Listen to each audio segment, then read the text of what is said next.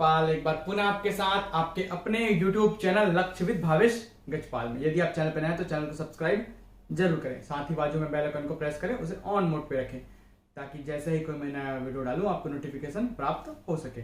चलिए हम चालू करने वाले हैं आज के इकोनॉमिक सर्वे का टॉपिक नंबर 11।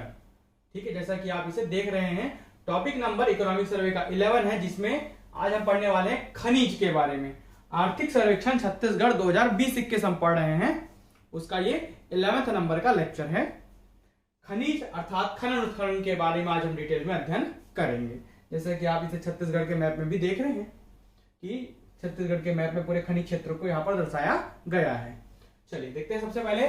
सबसे पहला बिंदु जिसका प्रश्न बार बार देता है ना, इस प्रकार से इस पीडीएफ को तैयार किया गया है कि मैक्सिमम नंबर ऑफ क्वेश्चन आपके कवर हो या सभी क्वेश्चन कवर हो। 100% प्रश्न इसी पीडीएफ से होंगे अगर खनिज का आएगा कोई, तो इससे बाहर के क्वेश्चन नहीं आएंगे इकोनॉमिक सर्वे के।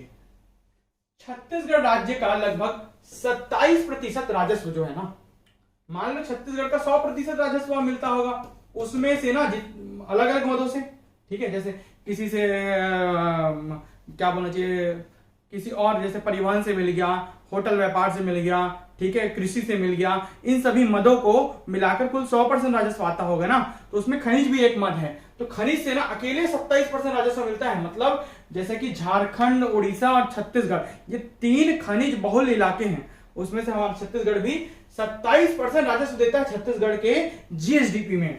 ठीक है, तो छत्तीसगढ़ राज्य का लगभग 27% राजस्व खनिजों के दोहन से खनिज राजस्व के रूप में प्राप्त होता है, इसे याद रखेंगे। अब देखते हैं राजस्व आय को करोड़ रुपए में। ठीक है, राजस्व आय करोड़ रुपए में, ये जो आंकड़े दिख रहे हैं इसमें से आपको सभी आंकड़े याद नहीं करने हैं। जब भी हम राजस्व आय की बात करेंगे तो 1 साल पुराना पढ़ेंगे। हालांकि आंकड़ा है 20-21 का, आर्थिक सर्वेक्षण है 20-21 का, लेकिन राजस्व आय हम पढ़ेंगे 19-20 का। ठीक है, तो आपको याद रखना है केवल राजस्व आय 19-20 का, पूरे अंकों के साथ इसको आपको याद करना पड़ेगा, जो कि है 6195.73 करोड़ रुपए। ये खनिजों से राजस्व आय है इस 19-20 के तिथि में। ठीक है, चलिए आगे बात करते हैं हम।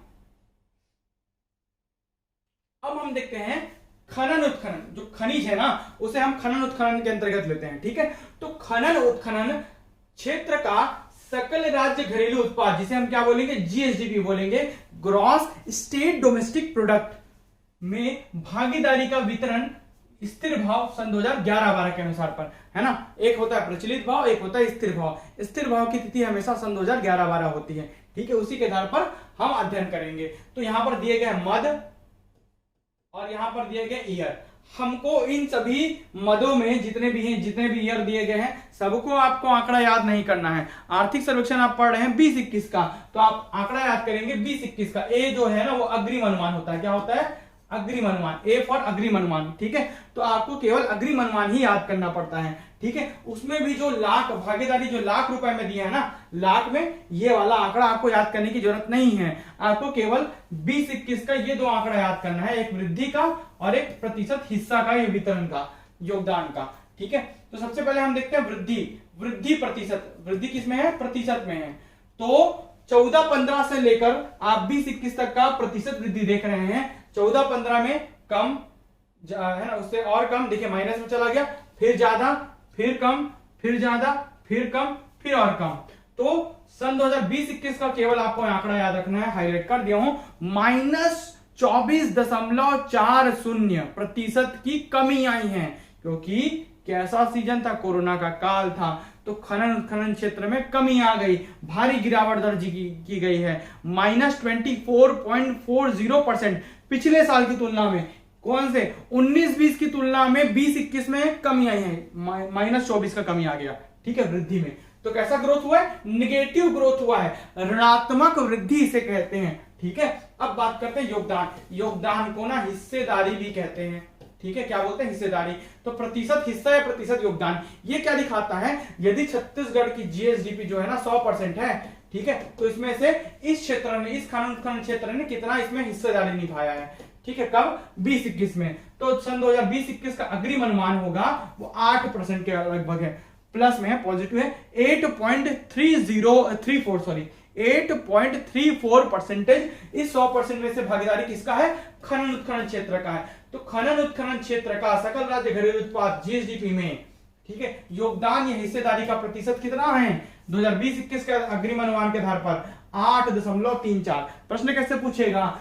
खनन उत्खनन क्षेत्र का सकल राज्य घरेलू उत्पाद में योगदान या हिस्सेदारी सन 2020-21 का अग्रिम अनुमान कितना है? तो कितना है? 8.34% है। अब बात करते हैं यहां पर आगे अगले मत की।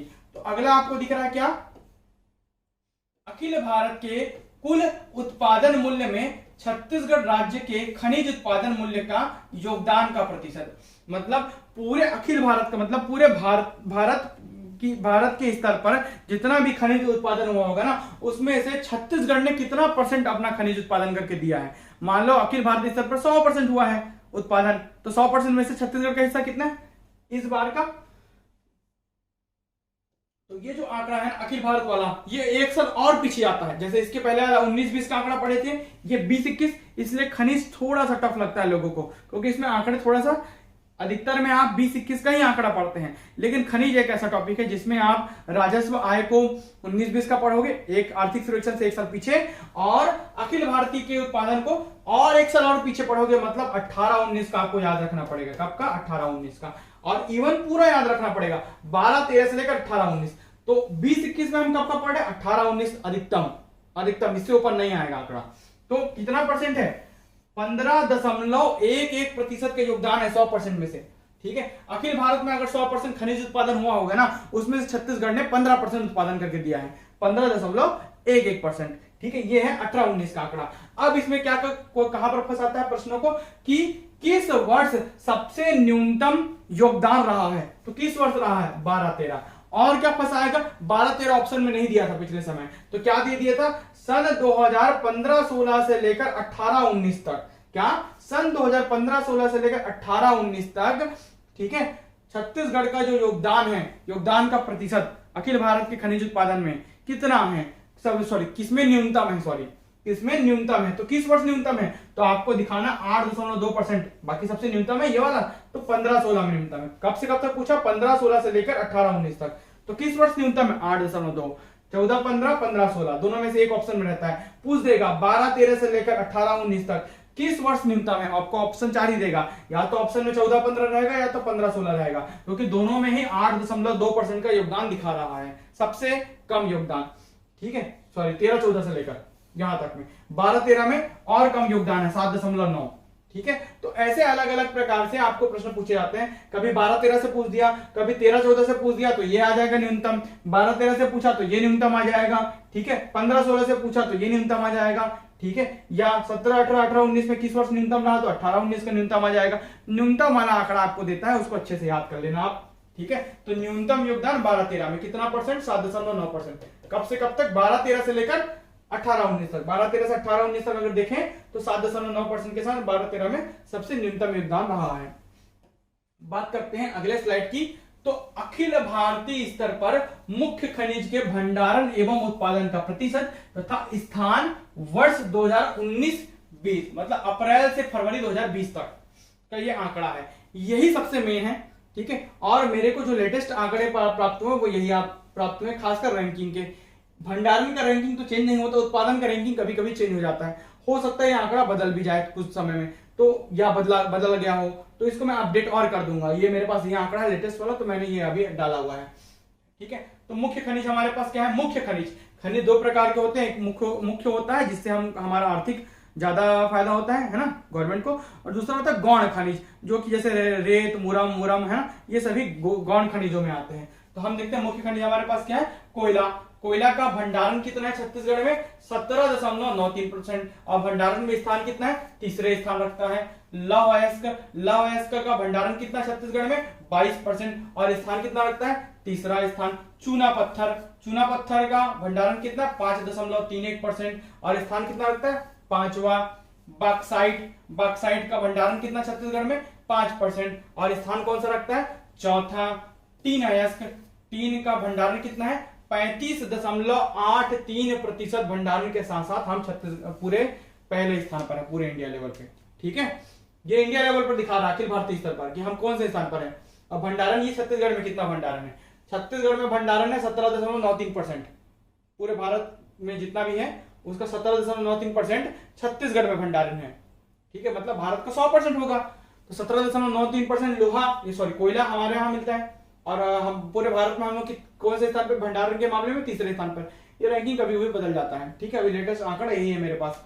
अब देखते हैं उत्पादन। तो अखिल भारतीय स्तर पर हम उत्पादन में कितना परसेंट है कोयले में हम हैं 21.04% और अखिल भारतीय स्तर पर हम कोयला उत्पादन में पहले नंबर पे हैं। अभी तक के आंकड़ों के हिसाब से, हो सकता है ये बदल जाए तो मैं चेंज करवा दूंगा। ठीक है, लौ अयस्क के मामले में हम उत्पादन में 14.08% रखते हैं और पूरे अखिल भारतीय स्तर पर दूसरे स्थान रखते हैं लोहे के उत्पादन के लिए। चूना पत्थर 11.93% उत्पादन होता है हमारे छत्तीसगढ़ में और चौथा स्थान रखते हैं पूरे भारत में हम। बॉक्साइट 7.10% हमारा जो है बॉक्साइट का उत्पादन होता है और चौथा स्थान रखते हैं पूरे अखिल भारतीय स्तर पर। टीन अयस्क 100% हमारे यहाँ उत्पादन होता है, 99.99% है ना, हमारे यहाँ उत्पादन होता है और उत्पादन में भी हम इसमें पहला स्थान रखते हैं। भंडारण में भी पहला स्थान रखते हैं, भंडारण 35.83% है। ठीक है, अब आते हैं ये वाला तीसरा बिंदु, ये वाला भी पूछता है भारत के खनिज मूल्य में योगदान का परसेंट। मतलब भारत ना जितना मूल्य से, जितना क्या बोलना चाहिए, खनिजों से कमाता है मूल्यों में, तो उसमें छत्तीसगढ़ का कितना योगदान रहता है उस पर्टिकुलर खनिज का। तो भारत के खनिज मूल्य में योगदान का परसेंट, तो इसमें कोयले का जारी नहीं हुआ है, देख रहे हैं आप। लोहे का हम पढ़ेंगे लौ अयस्क का, तो 19.90%। तो भारत के खनिज मूल्य में योगदान का परसेंट कितना है, इसका लौ अयस्क का 19.90%। चूना पत्थर का कितना है 11.63%। बॉक्साइट का कितना है 9.72% और टीन अयस्क का कितना है 100% टीन अयस्क का खनिज मूल्य में योगदान रहता है। भारत में टीन अयस्क से जो भी पैसा आता है अधिकतर छत्तीसगढ़ के खनिजों के द्वारा ही आता है, मतलब छत्तीसगढ़ का ही योगदान रहता है उसमें। ठीक है, अब बात करते हैं मुख्य खनिज का उत्पादन 1000 टन में 19-20 का आंकड़ा। इसमें मुख्य खनिज का उत्पादन 1000 टन में 19-20 का आंकड़ा।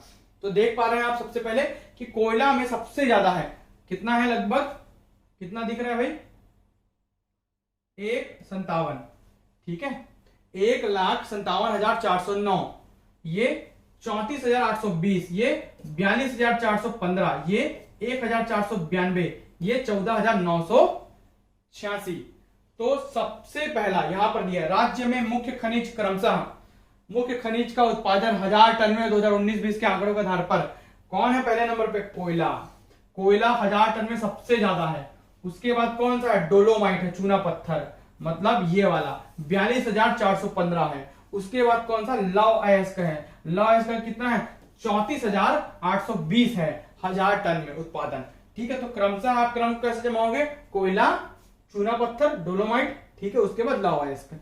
अब बात करते हैं राज्य टीन का एकमात्र उत्पादक है। टीन हमारे यहाँ ही केवल उत्पादन होता है पूरे भारत में लगभग 99%। ठीक है, चलिए आगे बढ़ते हैं। अब अगला बिंदु की ओर देखते हैं गौण खनिजों का उत्पादन। गौण खनिजों को भी पढ़ना है, तो गौण खनिजों का उत्पादन वर्ष 2019-20 में राज्य में 71,302.70 लाख रुपए मूल्य के गौण खनिजों का उत्पादन हुआ है। इसमें केवल आपको मूल्य बताया हूं, मतलब जिस चीज में ना जो जरूरी है वही आंकड़ों को मैं बता रहा हूं, एक्स्ट्रा आंकड़ों को बिल्कुल हटा दिया हूं ताकि आपका बर्डन ज्यादा ना बढ़े। अब देखते हैं मुख्य एवं गौण खनिजों के से राजस्व आय 2019-20। तो 2019-20 से हमारे पास राजस्व आय कितना हुआ है, अधिकतर हम कौन सा आंकड़ा पढ़े 19-20 का। आर्थिक सर्वेक्षण में केवल जीएसडीपी में हम 20-21 पढ़ेंगे, बाकी सब जगह आप 19-20 ही देख रहे होंगे। ठीक है, तो ये अगर 100% का चार्ट है तो मुख्य खनिज से हम 96% अगर क्या करते हैं राजस्व आय लेते हैं, मतलब कमाते हैं, तो गौण खनिजों से केवल 4% कमाए हैं, कब 19-20 में। ठीक है, तो 96-4 याद रखना, इसको भी पूछता है। अब आगे बढ़ते हैं मुख्य एवं गौण खनिजों के राजस्व आय में वृद्धि का प्रतिशत। पिछले वर्ष की तुलना में कितनी वृद्धि हुई है, तो मुख्य खनिज में वृद्धि हुई है, ऋणात्मक ग्रोथ हुआ है, मतलब पिछले वर्ष ज्यादा था, इस वर्ष निगेटिव आ गया 19-20 में। 18-19 की तुलना में 19-20 में निगेटिव ग्रोथ हुआ है, ऋण 8.16%। ठीक है, मुख्य एवं गौण खनिजों का राजस्व आय में वृद्धि का प्रतिशत। तो राजस्व आय में इस बार ऋणात्मक वृद्धि हुई है, निगेटिव ग्रोथ हुआ है, ऋण 8.16 है। ये गौण खनिज का आंकड़ा मेरे को नहीं मिला है, इसलिए मैं इसको छोड़ दिया हूं। ठीक है, पिछले वर्ष का 40.66 था, इस बार का नहीं है। अब आगे बढ़ते हैं। मुख्य खनिजों की रॉयल्टी दर वर्ष 2014-15 की स्थिति में, जब भी रॉयल्टी दर निकाली जाती है ना, तो हमेशा 14-15 की स्थिति में निकाली जाती है। ये क्या चीज है? सर्वाधिक रॉयल्टी दर वाला खनिज आयरन ओर है ना, सबसे ज्यादा रॉयल्टी देता है ये। तो सर्वाधिक रॉयल्टी दर वाला खनिज अगर पूछेगा तो आयरन ओर। क्या है भाई? आयरन ओर मतलब लौ अयस्क है 450 प्रति टन राशि। कितना? 450 प्रति टन का सबसे ज्यादा रॉयल्टी यही देता है। कौन? आयरन और लौह अयस्क। इसके बाद है दूसरे स्थान पर रॉयल्टी दर वाला खनिज जो है वो कोयला है, 145 प्रति टन राशि। राशि कितनी है? 145 प्रति टन, हर टन के पीछे 145। ठीक है, तो इस प्रकार से दूसरे स्थान पर है आपका कोयला, पहले स्थान पर है आपका आयरन ओर। ठीक है, चलिए आगे बढ़ते हैं। अब हम देखते हैं मुख्य एवं गौण ब्लॉक्स की ई नीलामी। तो अब योजनाओं को और कुछ प्रावधानों को देख लेते हैं। तो मुख्य एवं गौण ब्लॉक्स मतलब गौण जो खनिज के ब्लॉक्स है ना, उसकी ई नीलामी हुई है। कब से? वर्ष 2015 से खनिज पट्टा या कंपोजिट लाइसेंस हेतु सफलतापूर्वक आवंटन का कार्य किया जा रहा है। 6 चूना पत्थर ब्लॉक, खनिज पट्टा, 1 गोल्ड ब्लॉक, कंपोजिट लाइसेंस अब तक दिया जा चुका है। इसके अलावा वर्ष 2020-21 में अभी का आर्थिक सर्वेक्षण है, तो इसी को बस याद रखना आप। ठीक है, यहां पर स्टार बना दिया, वो इंपॉर्टेंट है। 2020-21 में 4 बॉक्साइट एवं 2 चूना पत्थर ब्लॉक्स की नीलामी की गई। 4, 2, 6, 4 बॉक्साइट 2 चूना पत्थर ब्लॉक्स की नीलामी की गई है 20-21 में, याद रखना। अब देखते हैं छत्तीसगढ़ जिला खनिज संस्थान न्यास। छत्तीसगढ़ जिला खनिज संस्थान न्यास के बारे में देखते हैं। तो राज्य सरकार द्वारा खनिज संक्रियाओं से प्रभावित व्यक्तियों एवं क्षेत्र के विकास हेतु समस्त 28 जिलों में खनिज संस्थान न्यास का गठन किया गया है। कितने, अगर पूछेगा राज्य के कितने जिले में खनिज संस्थान न्यास का गठन किया गया है, तो हम क्या बोलेंगे भाई? पूरे के पूरे 28 जिले, पूरे के पूरे 28 जिले। ठीक है, चलिए अब बात करते हैं खनन प्रभावित क्षेत्र एवं व्यक्तियों के विकास के लिए छत्तीसगढ़ जिला खनिज संस्थान न्यास। ठीक है, नियम 2015 लागू किया गया है, जो कि जनवरी कब से? 12 जनवरी 2015 से प्रभावशील है। न्यास को शासी परिषद में कलेक्टर जो है पदेन अध्यक्ष होता है, याद रखेंगे। हर जिले का जो कलेक्टर होता है ना, उस खनिज न्यास का पदेन अध्यक्ष होता है, हेड होता है। तो अभी छत्तीसगढ़ में वर्तमान में 28 जिले हैं, पूरे के पूरे 28 जिलों में, ठीक है, खनिज न्यास संस्थान का गठन किया गया है। बात करते हैं आगे, Chhattisgarh mineral Development corporation limited. ठीक है, Chhattisgarh mineral Development corporation limited, CMDCL। ठीक है, या CMDC भी बोलते हैं, बस CMDC भी बोलते हैं, ऐसा CMDC, Chhattisgarh mineral Development corporation limited. Limited India का टैगलाइन है। CMDC छत्तीसगढ़ राज्य शासन का एक उपक्रम है। किसका है? छत्तीसगढ़ राज्य शासन का एक उपक्रम, मतलब छत्तीसगढ़ राज्य शासन के अंतर्गत काम करती है। पहला प्रश्न जो इससे पूछा गया था, किसके अंतर्गत है? केंद्र सरकार के अंतर्गत है क्या? नहीं है। संयुक्त है क्या? नहीं है। केवल छत्तीसगढ़ राज्य शासन का एक उपक्रम है, जिसमें 100% निवेश राज्य सरकार करती है, 100%। ठीक है, जैसे NMDC national Mineral Development corporation, वैसे ही CMDC है, Chhattisgarh mineral Development corporation. National मतलब राष्ट्रीय स्तर पर, और C मतलब छत्तीसगढ़ वाला।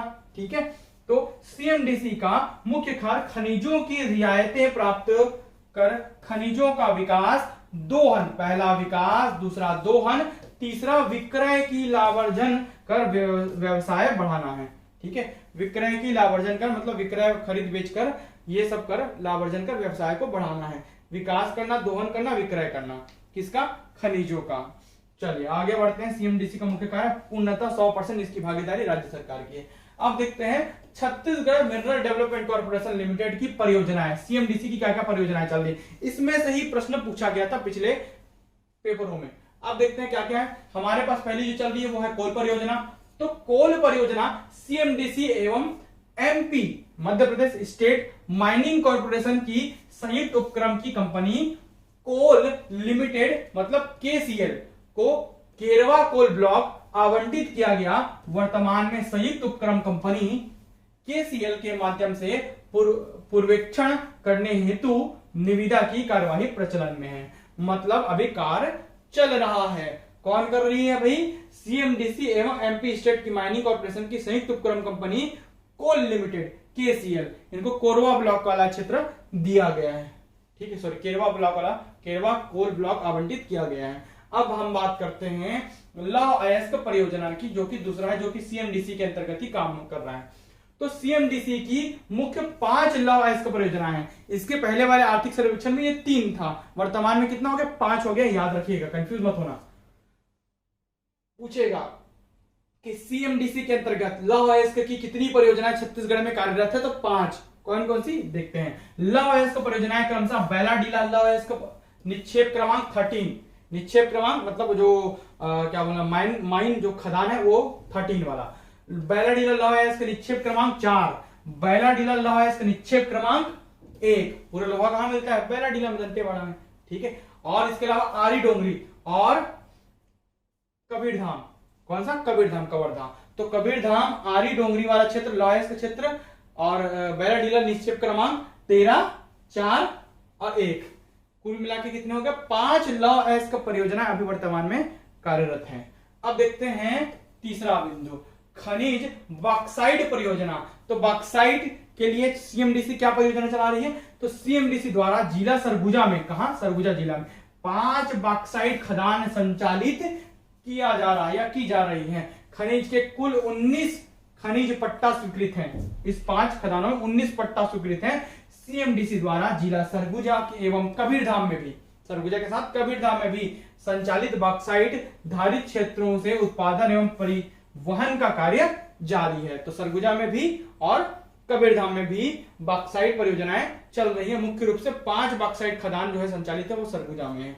आगे बढ़ते हैं, चौथा कोरंडम खनिज परियोजना। कोरंडम खनिज के लिए वित्तीय वर्ष 2020-21 तक कुल 3 खनिज पट्टा स्वीकृत है। पहले ये कम था, अभी 20-21 में कितना हो गया? 3 क्षेत्र हैं, 3 खनिज पट्टा स्वीकृत है। जिला बीजापुर के ग्राम कुचनूर में शीघ्र कार्य यहां पर प्रारंभ हो रहा है ना। पहला जो कार्य हो रहा है वो ग्राम कुचनूर में है ना। कहां पे? बीजापुर जिला का ग्राम कुचनूर, वही मिलता है हमारे एरिया में, निचले एरिया में बीजापुर और थोड़ा सा सुकमा का पश्चिमी इलाका, बीजापुर का पश्चिमी इलाका, वहीं पर कोरंडम खनिज मिलता है। तो वहीं पर से कार्य प्रारंभ हो रहा है या कार्य चल रहा है। 5वां देखते हैं, खनिज कैसेटराइट, जिसे टीन अयस्क है ना। टीन अयस्क, कैसेटराइट क्या है? टीन का अयस्क है, जिसे टीन निकाला जाता है, स्टेनस निकाला जाता है। तो कैसेटराइट खनिज के लिए वित्तीय वर्ष 2019-20 अक्टूबर 2019 तक कुल 14 खनिज पट्टा स्वीकृत है, जिसमें संयुक्त प्रक्षेत्र कंपनी मेसर्स लिमिटेड जो है, ठीक है, वो काम कर रही है। एमपीएमएसएल ये काम कर रही है। जगदलपुर को 8 खनिज पट्टा हस्तांतरित किया गया है इसी के तहत। चलिए आगे बढ़ते हैं अब हम अगला लास्ट स्लाइड की ओर। Bastar railway private limited, BRPL, Bastar railway private limited, Rawghat Jagdalpur से 140 किलोमीटर तक, रावाघाट से जगदलपुर तक 140 किलोमीटर तक रेल लाइन बिछाने जा रहे हैं, है ना। जिसमें से रावाघाट से कोंडागांव तक 68.51 किलोमीटर तक और कोंडागांव से जगदलपुर तक 71.49 किलोमीटर का रेल लाइन बिछाया जाएगा। इसके विकास हेतु NMDC, National Mineral Development Corporation, SAIL और इरकॉन तथा सीएमडीसी द्वारा कार्य किया जा रहा है। कौन कौन सा? NMDC, SAIL India Limited, IRCON और साथ ही साथ सीएमडीसी द्वारा कार्य किया जा रहा है। अब बात करते हैं अंतिम बिंदु की, Chhattisgarh copper limited, CCL, Chhattisgarh copper limited, जिसका गठन 21/5/2018 को, मतलब 21 मई 2018 को किया गया। गठन के बाद जेबी कंपनी द्वारा छत्तीसगढ़ कॉपर लिमिटेड के अंतर्गत कॉपर खनिज की खोज हेतु हिदर तथा बोदल 2 क्षेत्र आरक्षित किए गए हैं। कौन कौन सा? हिदर क्षेत्र। पूछेगा छत्तीसगढ़ में कौन कौन से क्षेत्र हैं, तो हिदर क्षेत्र, दूसरा है बोदल क्षेत्र। ये दोनों आरक्षित किए गए जहां पर कॉपर खनिज का क्या किया जाएगा, खोज किया जाएगा।